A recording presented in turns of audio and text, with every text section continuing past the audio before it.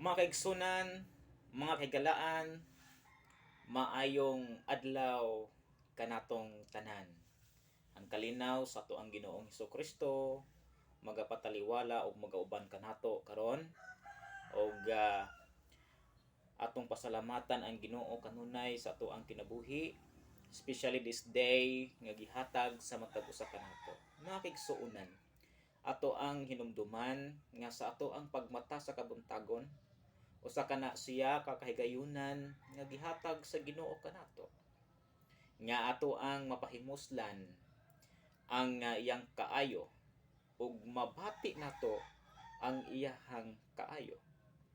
Sa atong pagmata kanunay nato nga hinumduman mga kaigsuonan nga kana usa ka chance nga mabati nato ang pagkamaayo sa Ginoo, ang gugma sa Ginoo.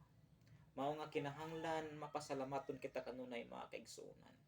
In 1 Thessalonians chapter 5 verse 18, nagaingon dito, magpasalamat kita bisan unsa ang mudangat kanato.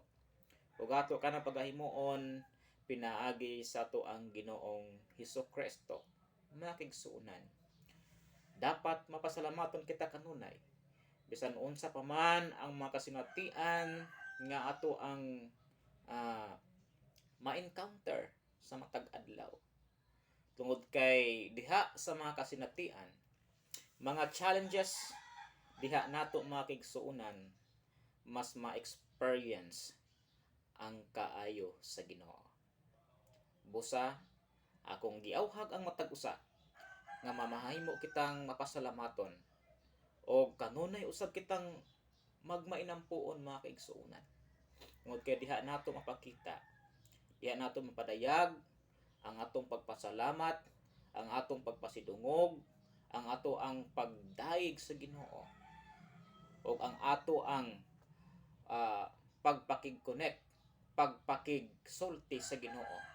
O kini mao'y magadala kanato o mao'y magahigot kanato sa atong hugot nga relasyon ngadto kaniya. Maayong adlaw and God bless us all.